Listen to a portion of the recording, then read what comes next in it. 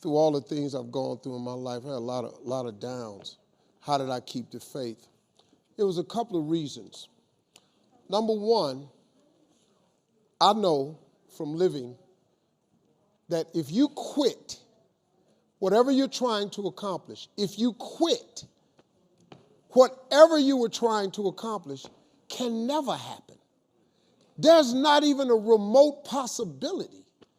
If you quit, there is no chance of it popping back up again, coming back later. Quitting is guaranteed failure.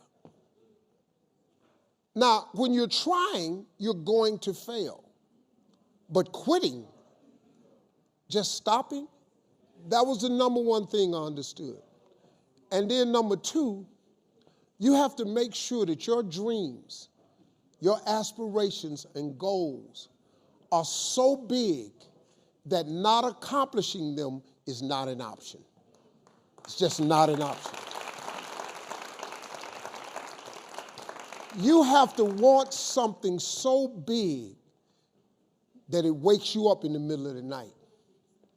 You have to want something so big that you think about it all the time.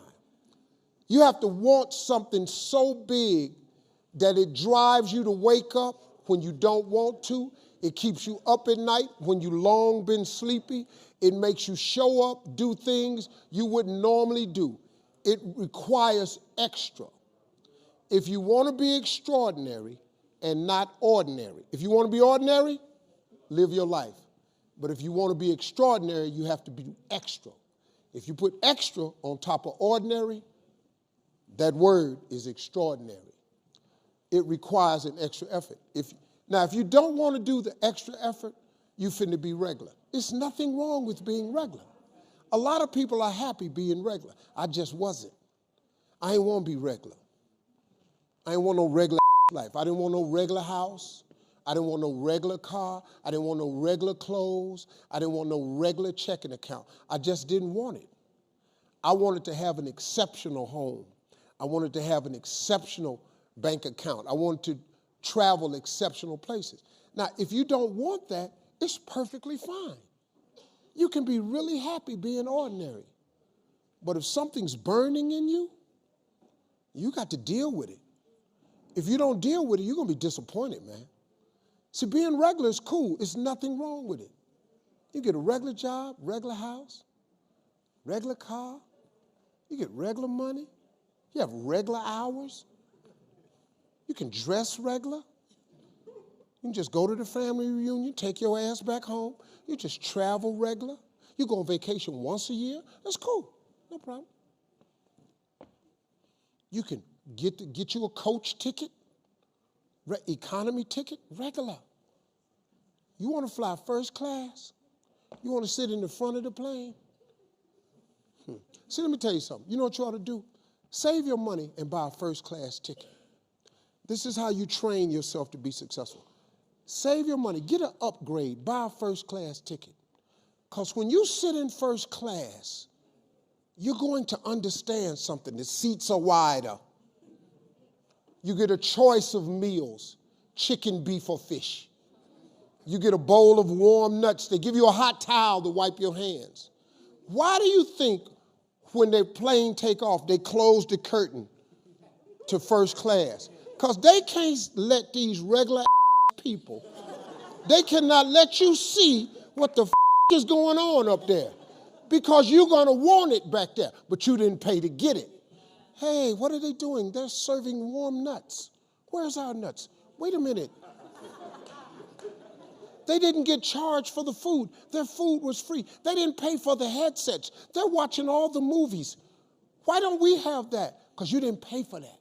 So they closed the curtain so they don't have to deal with your regular ass, wondering what's going on in first class. Once you buy a first class ticket, it becomes very difficult now for you to walk past those seats. Because now you're going to know what's going on. So when you treat yourself first class, you are conditioning your mind to now behave and do the things that produce first class results. So if you ever sit in first class, you'll coach. Coach is the little tight ass chairs. You in the middle seat. You back there by the bathroom. The chair don't recline. It's horrible. First class, big seats. That's why Dick Gregory said, whenever you can treat yourself first class, you should, because it conditions the mind. Once you fly first class, you'll never go back. Once you get a private jet, you don't even want to fly first class no more, because you're on a private jet. You ain't got to take your shoes off at the airport. They ain't open your bag. Your car, pull around, they open the door, you walk up the steps. They take you right to where you're going. Then it's another car. When you walk down the steps, you don't even go, baggage claim, they put your bag straight off the plane in the car. You don't go do none of that. You fly private, you'll never want to fly first class again, because you get conditioned. All you got to do is you can condition yourself. Once you buy a really nice dress, you don't want a cheap dress no more. You want another nice dress. Once you buy some Christian Louboutins with the red bottoms, you want all your shoes to have red bottoms on it. Because you know, men like that red on the bottom of that shoe. I don't know what it is, but when you walking away and we see that red bottom,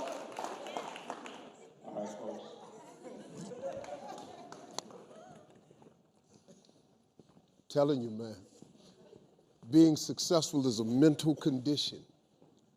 You can all mentally condition yourself to being successful.